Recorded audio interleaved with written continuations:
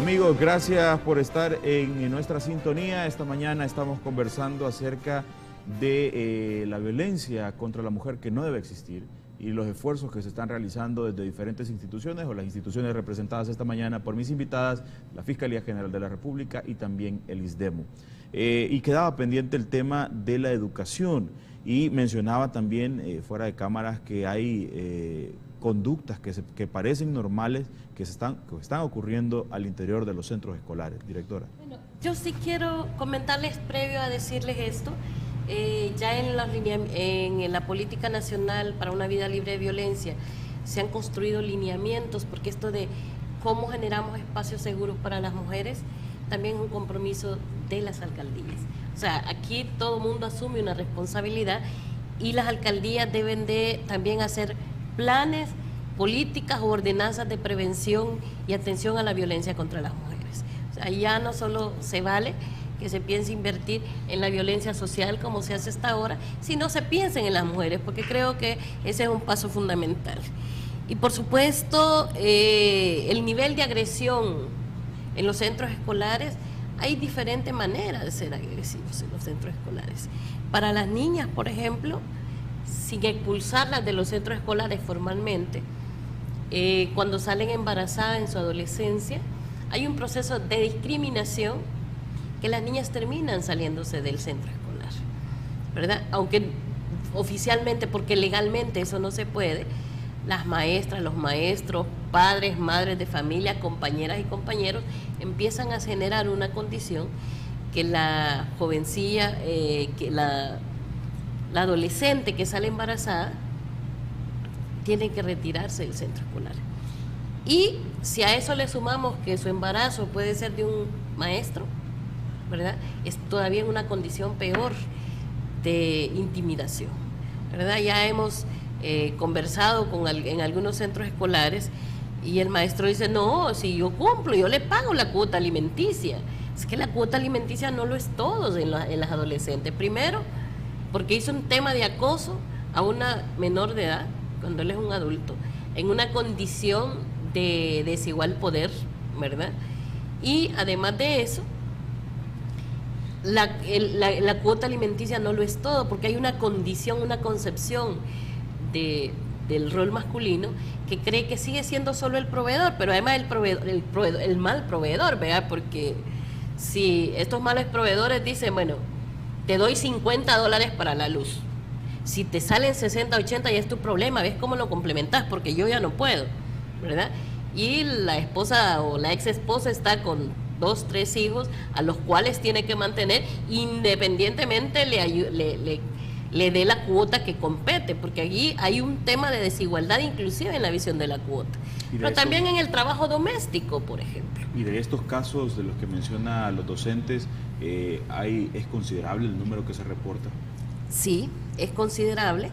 Hay ahora un esfuerzo entre el Ministerio de Educación, la Procuraduría General, la Fiscalía General, el Ministerio de Salud y nosotras como ISDEMU, en hacer un modelo de intervención en los centros escolares que nos permita prevenir los delitos, pero también prevenir, por ejemplo, el tema del embarazo de adolescentes. El abordaje del acoso sexual dentro de los centros escolares es fundamental.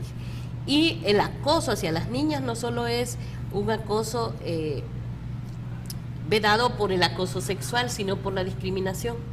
Es decir, hacen, por ejemplo, en los deportes, a las niñas se les pone a hacer deportes,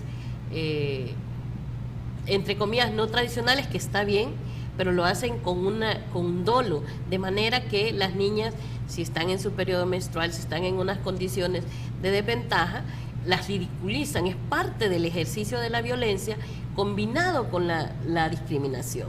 Y en ese sentido hay que trabajar no solo la violencia como tal, lo que conocemos como violencia, sino todos los patrones de exclusión y de marginación que las niñas tienen en los centros escolares.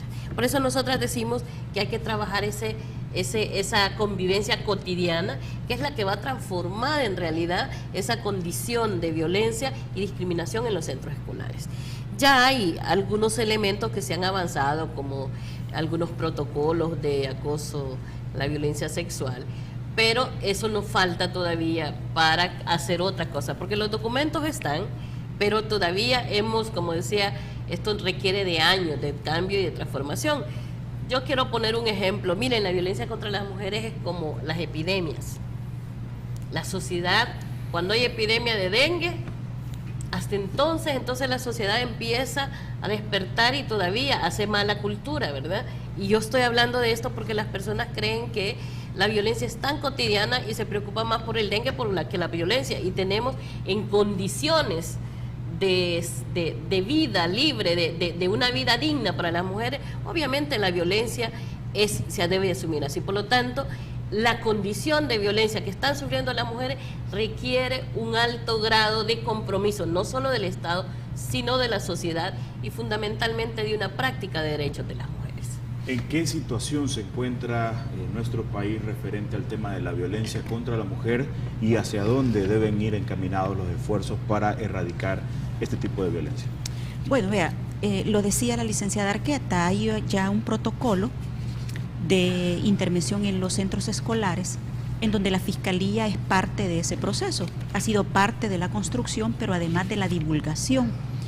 Esto es sumamente relevante porque se va a las escuelas, se les explica a los niños, a las niñas y a los adolescentes en qué consiste la violencia sexual, que puede ser un acoso sexual, puede ser una violación, puede ser una agresión. Allí se dan varias acciones. Primero, la prevención. Segundo, el empoderamiento por parte de la niñez y la adolescencia respecto a conocer las conductas ilícitas de las cuales son objeto.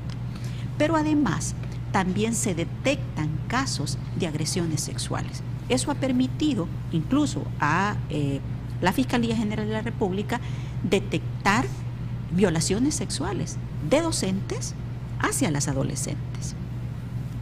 Porque, como lo decía Yanira, hay una relación de superioridad, de jerarquía, y por lo tanto las niñas son objeto de este tipo de agresiones.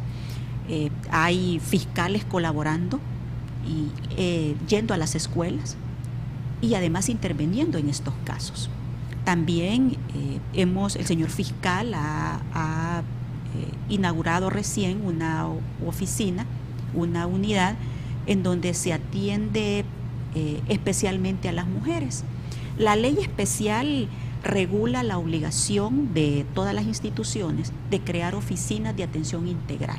Eso significa de que no solamente se va a hacer el abordaje de manera legal, sino que si está afectada psicológicamente, es necesario estabilizarla, crear condiciones para que pueda declarar, para que pueda rendir su entrevista. En ese sentido, contamos con una oficina y el próximo año inaugurarse dos en la zona oriental y en la zona occidental, en donde hay una médico con especialidad en ginecobstetricia, porque hemos hecho un convenio con Fosalud para que atienda a las víctimas, niños, niñas y mujeres y adolescentes, por supuesto, que han sido víctimas de violencia sexual o en el marco de los 11 delitos que establece la ley especial, incluyendo el feminicidio. Hay psicóloga para hacer un abordaje, incluso estabilizarla cuando se encuentra en esas condiciones que no le permiten, que esté en crisis y no le permite declarar. A propósito de los 2 años de implementación de esta ley, me gustaría conocer su valoración, cómo ha sido la implementación, las instituciones que se ven involucradas o que involucra esta ley han respondido como deben hacer su trabajo para, obviamente, el combate a la violencia contra la mujer. La ley establece una serie de obligaciones por parte de todas las instituciones. El ISDEMU es el ente rector. Eso significa de que es el ISDEMU el encargado de velar por el cumplimiento de la ley. Y además al ISDEMU se le rinden cuentas, porque de hecho están solicitando periódicamente en qué consisten, qué se han hecho, cuáles son las acciones de cara a cumplir lo que la ley regula. Bueno, hay una cantidad de acciones que es necesario que cada institución, cada ministerio, la Procuraduría, la Fiscalía, el Ministerio de Salud, de Educación, de Hacienda, de Gobernación, es decir, absolutamente todo el gobierno debe tener oficinas especializadas para las mujeres, claro, desde sus competencias. Por ejemplo, la Fiscalía con esta unidad especializada para atender de manera integral, personalizada y con enfoque de derecho a las mujeres, pero también establece, por ejemplo, llevar estadísticas, datos estadísticos, y para ello hemos hecho un trabajo todas las instituciones para ponernos de acuerdo en los indicadores, porque pareciera una cosa muy sencilla, pero da dificultades. ¿Cuáles son los datos que yo voy a llevar, que yo voy a documentar para reflejar en qué medida las mujeres somos violentadas y además cómo somos violentadas, dónde somos violentadas, a qué hora somos violentadas y en qué condiciones se nos violenta? Hasta eso tenemos dificultades, porque lo decía en un inicio, los datos varían enormemente entre los que lleva el Instituto de Medicina Legal, entre los que lleva Fiscalía y por supuesto los que lleva la Policía Nacional Civil. En ese sentido, entonces, sí hay acciones concretas, por ejemplo, esto de crear protocolos para la prevención de la violencia, los indicadores, la creación de las oficinas, procesar a las personas que, más bien a los hombres que cometen asesinatos en contra de las mujeres por feminicidio y no por homicidio, porque no es lo mismo.